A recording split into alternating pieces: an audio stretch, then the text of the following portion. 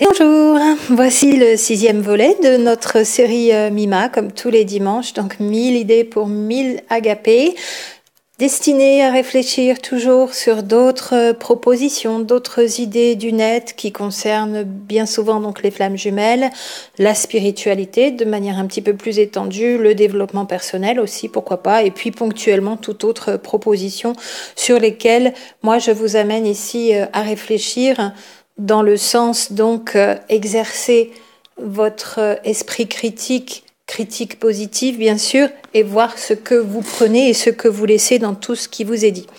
Voici les 5 propositions que je vais évoquer sur ce volet 6 aujourd'hui.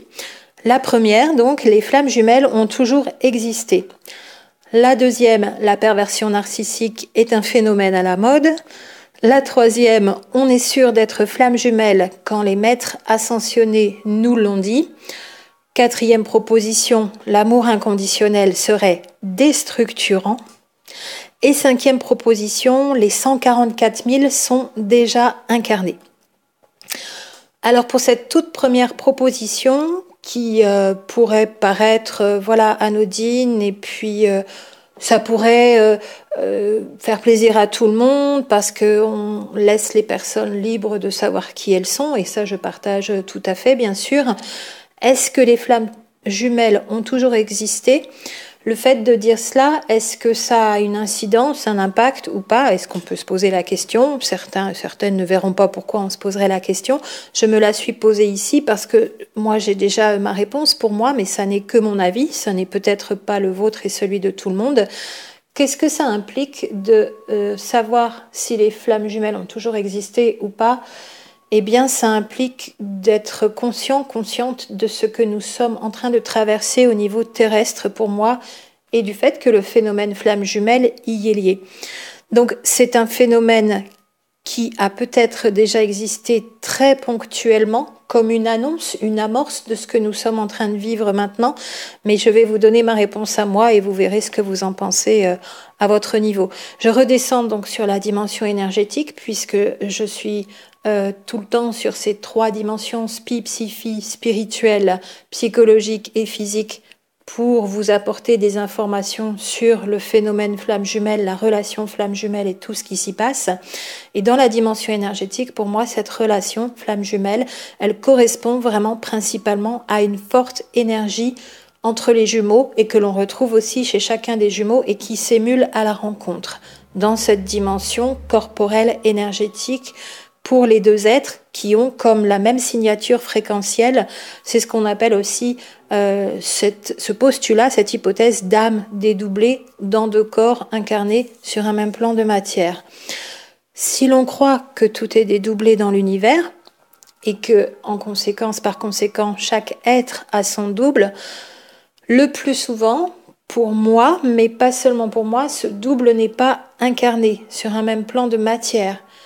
Il œuvre, comme j'en avais fait une toute première vidéo, dans une autre dimension, un autre système stellaire, une autre galaxie, et il collecte aussi ces informations en tant que double d'âme, cet autre double de moi-même et de chaque chose, puisque chaque chose a son double, chaque être a son double, vit d'autres expériences, s'expérimente, la source s'expérimente au travers de cet autre double sur un autre plan de conscience, un autre plan de matière.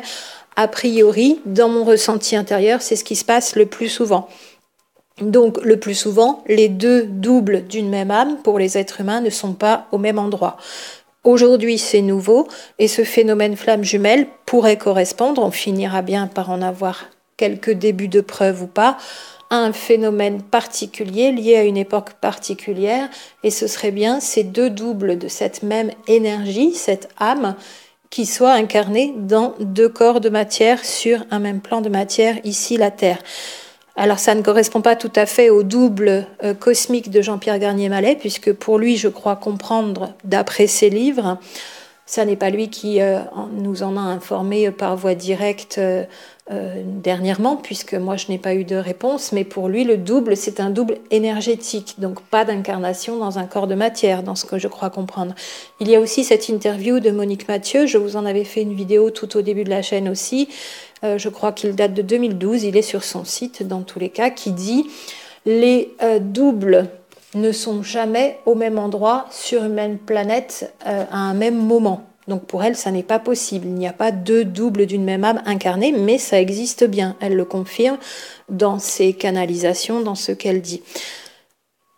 Phénomène rare ou phénomène qui n'existe pas du tout pour certains, phénomène rare pour moi parce que nous sommes dans des conditions terrestres exceptionnelles, dans un changement de paradigme, dans un changement de plan de conscience, ce que l'on appelle l'ascension. Nous passons sur un plan de conscience supérieur par ce phénomène d'ouverture temporelle. Là, je reprends Jean-Pierre Garnier-Mallet, qui n'accrédite pas le phénomène flamme jumelle. Je n'ai pas entendu quoi que ce soit de sa bouche à ce propos. Si jamais vous aviez entendu, bien sûr, vous pouvez en témoigner. Ouverture temporelle, donc sur une période limitée. Alors en temps terrestre, c'est pas forcément précis, mais qui irait d'environ 1950 à 2050. Donc une fenêtre qui a eu un début et qui va avoir une fin par rapport à des énergies particulières, par rapport à la situation de notre système stellaire dans la galaxie, à ce qui se passe au niveau de la galaxie. Je vous en ai fait une vidéo aussi sur les deux belles bulles mauves de Fermi. Et donc l'alignement sur le plan de l'écliptique, ça à un niveau cosmique, astronomique. Donc c'est cette période particulière au niveau de l'histoire terrestre, histoire de l'humanité, qui pour moi explique l'arrivée des énergies du double sur Terre, qui s'incarnent aussi dans un corps de matière. Donc les deux sont là sur un même plan terrestre. Cette période étant peut-être pas unique dans l'histoire de l'humanité sur des dizaines ou des centaines de milliers d'années, mais rare dans toute l'histoire et arrivant de manière cyclique, cette période unique amène ce phénomène flamme jumelle tel que je le conçois moi, avec toutes ces dimensions spirituelles, physiques et psychologiques. Donc je ne m'en tiens pas au relationnel, à l'aspect amoureux, on est très en amour avec une personne, parce que beaucoup de personnes ont cette définition qui se décline comme ça, et seulement comme ça. Donc la relation flamme jumelle, c'est être très amoureux, très amoureuse de quelqu'un, être en lien très fort avec quelqu'un. Peut-être même au-delà d'être tombé amoureux, être en amour très fort avec quelqu'un. Oui, ça c'est déjà un premier point, mais ça n'est pas que ça pour moi la relation flamme jumelle. Je viens de vous en parler dans les 12 caractéristiques d'évaluation tout dernièrement. Phénomène rare pour moi, donc lié à une époque terrestre particulière, en double énergie, plus de force pour accompagner la Terre et l'humanité dans ce changement de plan de conscience, dans cette ascension.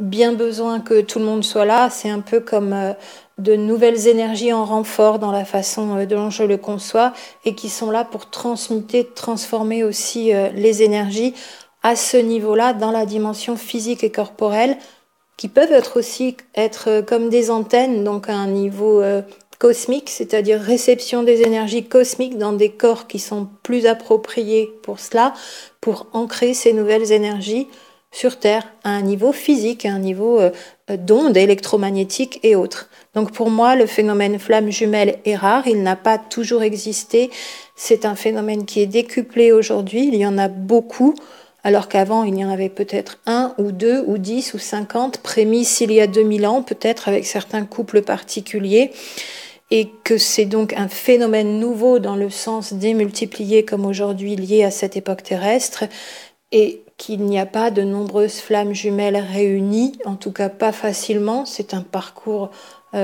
où il y a beaucoup de choses à transformer, et c'est surtout à un niveau énergétique que ça se passe. Toute la dimension psychologique n'en est qu'un affichage, et travailler uniquement sur cette dimension psychologique nous éloigne bien de toutes les dimensions de ce phénomène qui est nouveau, lié à cette période de transition terrestre, ouverture temporelle.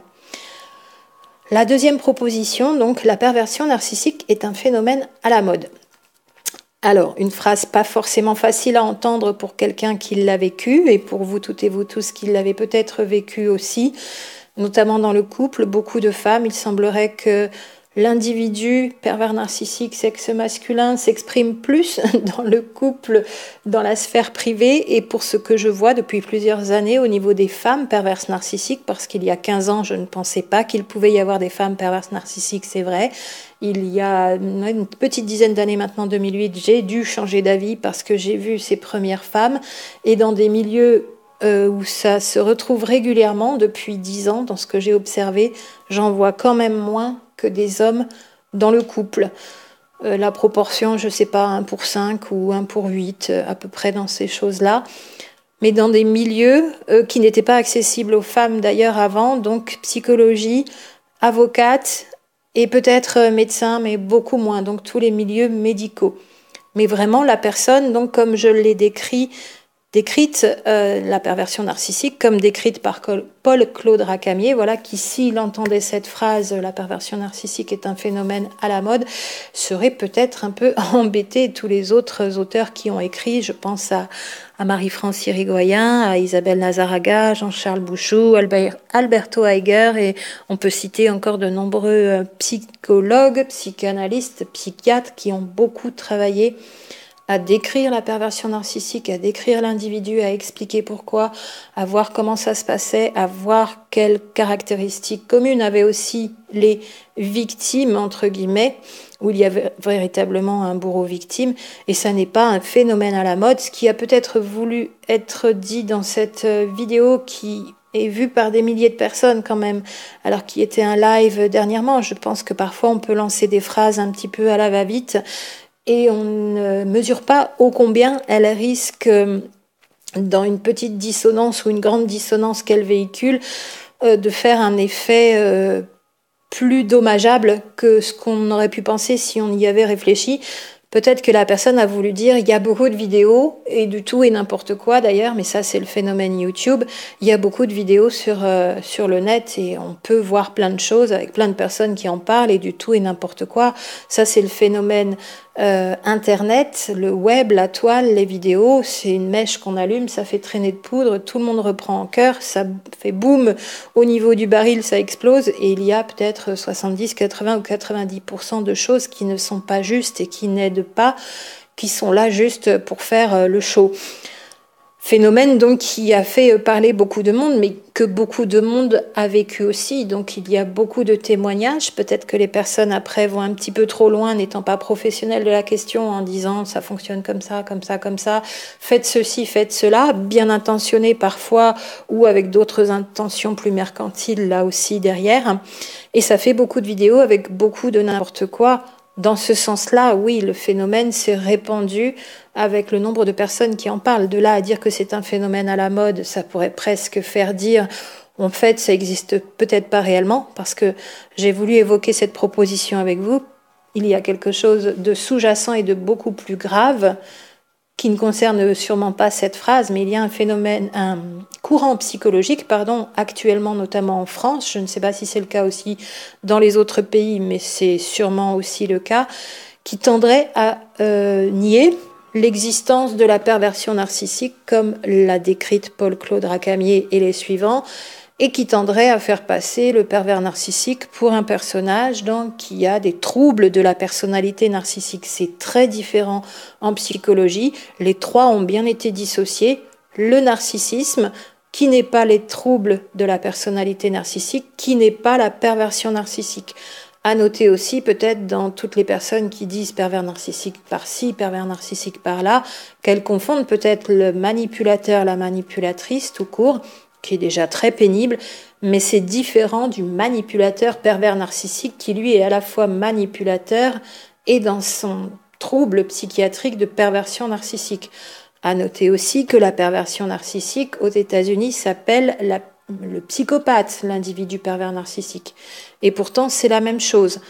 Aujourd'hui, en France, nous, on a une autre pathologie derrière le mot psychopathe, et c'est grâce à ça, d'ailleurs, que ce nouveau courant de psychologie qui tend à percer voudrait démontrer que non, ça n'existe pas, la perversion narcissique. C'est très sournois, mais c'est en train de vouloir s'imposer aussi. Alors avec ce fatras de vidéos, ça donne tout un tas de choses. Et quand arrive une phrase qui va être entendue par des milliers de personnes dans la bulle flamme jumelle, dans un live, la perversion narcissique est un phénomène à la mode, il aurait peut-être fallu prendre plus de précautions. Non, ça n'est pas à la mode. Oui, c'est un phénomène très grave. Ça rend malade, ça rend fou en hôpital psychiatrique ou ça tue la perversion narcissique et dans le couple et dans le professionnel, le social, le harcèlement moral. C'est en recrudescence. Il y a plus d'individus sur Terre et il y a aussi, même proportionnellement, peut-être une montée exponentielle de la perversion narcissique qui est sûrement liée à cette période terrestre particulière aussi. Donc, c'est très délicat donc dans ce que l'on dit auprès de milliers de personnes quand on lance une phrase comme ça pourrait mériter donc d'être repris parce qu'il n'y a peut-être pas eu une intention, bien sûr, de communiquer dans le dénigrement de la réelle existence et du réel danger de la perversion narcissique. Troisième proposition, on est sûr d'être flamme jumelle uniquement si les maîtres ascensionnés nous l'ont dit. Alors très simplement, je pense qu'il y a deux choses dans le discours de cette personne vers laquelle on m'a amené, puisque c'est une vidéo, c'est une question posée par mail qui m'a amené à aller voir cette vidéo, et le discours rapide et peut-être un peu affirmatif, posé là encore une fois aussi comme un péremptoire, c'est comme ça et c'est pas autrement, et moi je sais, donc on a les personnes, les égos peut-être qui se mettent face caméra et qui sont pris d'une impulsion pour communiquer quelque chose, mais qui finalement est double. C'est moi je sais, c'est comme ça, et derrière c'est une mise en garde dans le sens je voudrais éviter que vous alliez dans le mur. Je suis là pour prendre soin de vous aussi, mais moi je sais, donc écoutez-moi. Il y a le double discours un petit peu, et puis ce que je vis moi personnellement, vous devez le vivre comme ça aussi. Là c'est un petit peu dissonant. Je pense qu'à la fois, elle a voulu mettre en garde sur le fait que beaucoup de personnes, à cause de la profusion de vidéos flammes jumelles avec des définitions peu précises, des vécus qui sont finalement juste des relations d'amour un petit peu compliquées, qui ne se sont pas forcément faites tout de suite, parce que l'amour arrive parfois avec une personne qu'on n'attendait pas. Ça n'est pas suffisant pour décrire la relation flamme jumelle. En tout cas pour moi, je vous l'ai décrite en 12 caractéristiques à évaluer, et ça ne suffira peut-être pas non plus pour décréter ou dire que, mais c'est déjà une trame, une ligne directrice un petit peu plus complète. Effectivement, beaucoup de vidéos, pas de définition, la croyance que c'est une relation difficile, mais qui entretient la croyance que cet amour flamme jumelle, c'est la romance hollywoodienne. Elle dit bien, ça n'est pas ça du tout, que c'est important pour elle de le dire, que c'est tout autre chose, et qu'on doit avoir eu des signes forts. C'est ce que j'entends c'est les maîtres ascensionnés qui ont dû vous le dire. Si vous n'avez pas les maîtres ascensionnés qui vous l'ont dit, vous n'êtes pas flamme jumelle.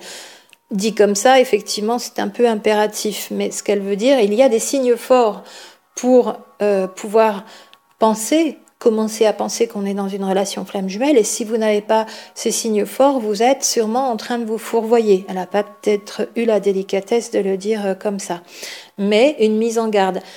Alors, signe fort, pour moi, pour ma réponse, ne veut pas forcément dire être en relation avec des maîtres ascensionnés qui vous ont parlé et qui vous ont dit que vous avez vu ce jour-là. Ça peut être tout un tas d'autres signes, comme j'en ai aussi dans les témoignages.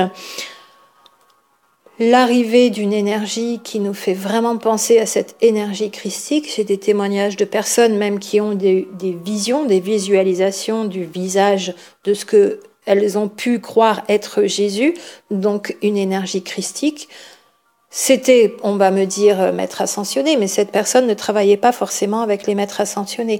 Ou je peux citer mon cas personnel, où là, ça n'était pas des voix, une vision, mais un ressenti, et tombé à genoux, littéralement, après ce coup de fil qui m'a vraiment, à la vibration de la voix, mise dans cette reconnaissance, tomber à genoux comme tomber en grâce, et avec un ressenti d'amour qui était comme une effusion tout autour et complètement infusé aussi de cette énergie. C'est vrai aussi la tête levée au ciel et partant en sanglots, mais de bonheur, de joie, comme vraiment quelque chose de jamais ressenti, très beau et très fort.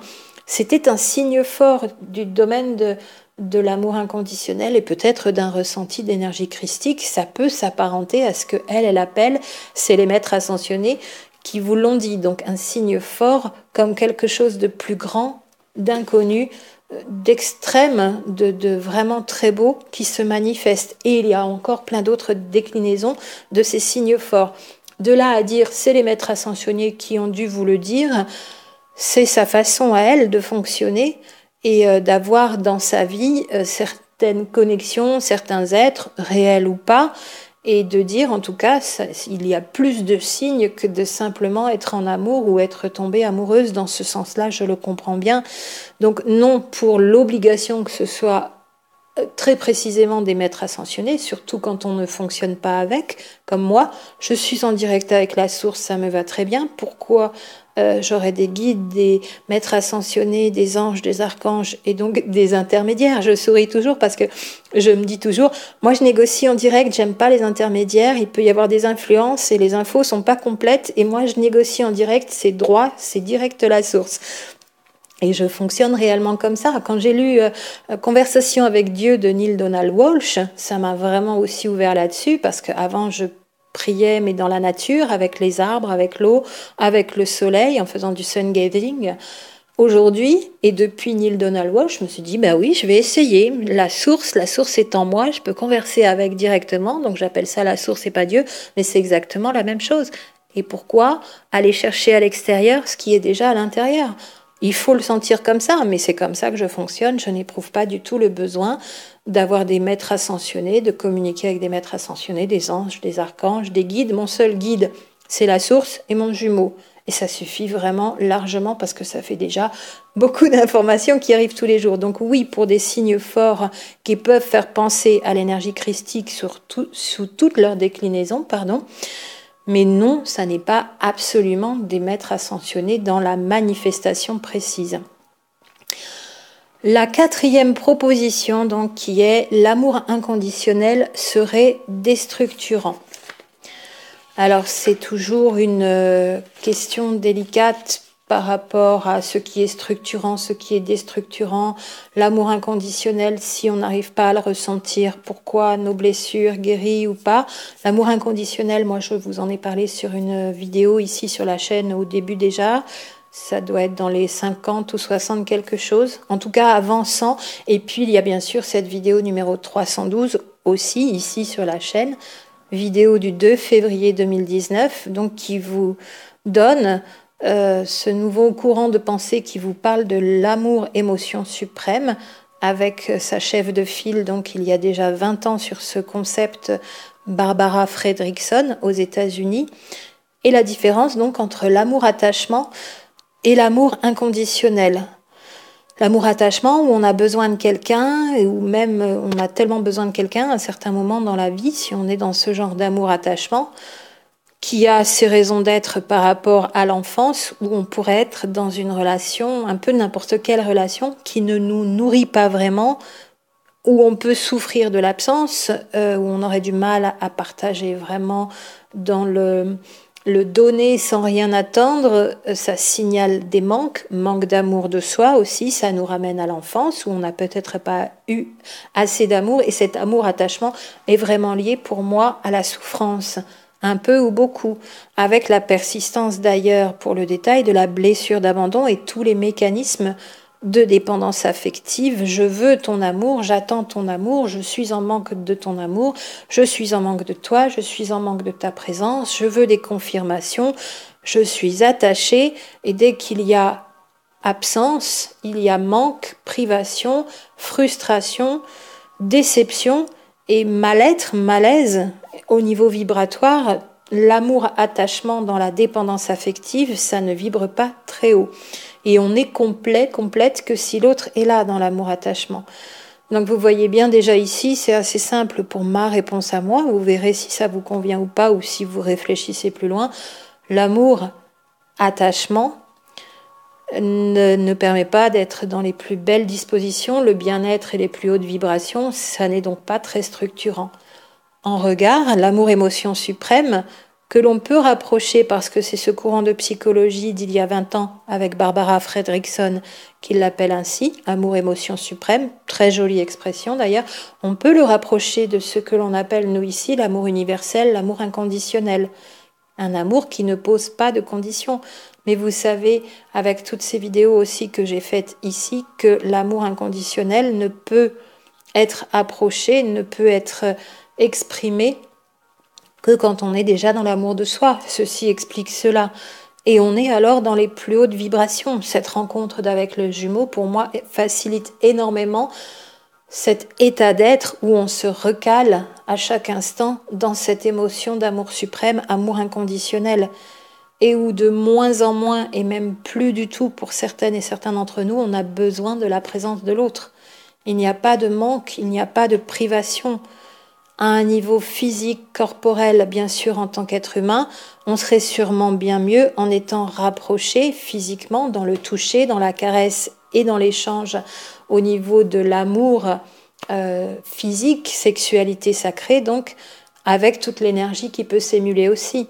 Mais en attendant, on sait être bien sans, et on serait sûrement encore mieux avec l'énergie physique de l'autre à proximité. Mais quand on a touché déjà du doigt cette énergie d'amour qui est d'une puissance qui transforme à elle toute seule, même sans le vouloir, on n'est pas dans cet amour-attachement, on ne l'est plus. On a touché du doigt cet amour inconditionnel, sinon de l'incarner complètement, et ça existe à tous les degrés, cet amour inconditionnel, dans le sens où on en est détourné plus ou moins souvent et intensément, où on arrive à rester dedans, centré dans le cœur et aligné, le plus souvent possible, et dans les plus hautes vibrations, et dans l'amour de soi, et dans la complétude, sinon presque totalement réalisée, en cours d'être réalisée.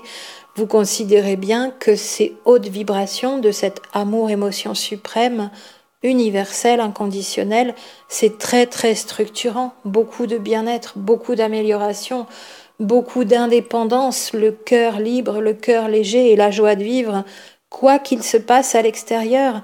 Et l'autre est là, l'autre n'est pas là, on est en amour avec lui. On n'est pas tombé amoureuse, amoureux, on est en amour avec lui. Et qu'il soit là ou pas, on est toujours en amour avec lui. Donc on est toujours là avec lui en amour. Et il est toujours là avec nous en amour. Présence physique ou pas. C'est vrai que c'est très particulier. Si on ne le vit pas, peut-être que c'est plus difficile. Mais en tout cas, s'il y a un amour structurant, pour moi, c'est l'amour émotion suprême. On pourrait donc aussi l'appeler amour universel, amour inconditionnel, où on touche du doigt l'énergie christique et ces signes justement de la reconnaissance, du jour de la reconnaissance, qui peuvent être divers et variés, mais sont très typiques et nous ramènent à cette énergie christique touchée du doigt. Ça, je le confirme aussi, je le sens bien en le disant comme ça. Mais cet amour émotion suprême est structurant pour moi. Et c'est l'amour-attachement qui est déstructurant. Donc pour répondre à cette proposition numéro 4, c'est l'inverse. L'amour inconditionnel, amour-émotion suprême est structurant. Et l'amour-attachement conditionnel dans la dépendance est déstructurant. Ce qui a peut-être voulu être dit, j'essaie toujours de trouver une raison au pourquoi, mais voyant les autres parties du discours de cette personne, elle est toujours en inversion.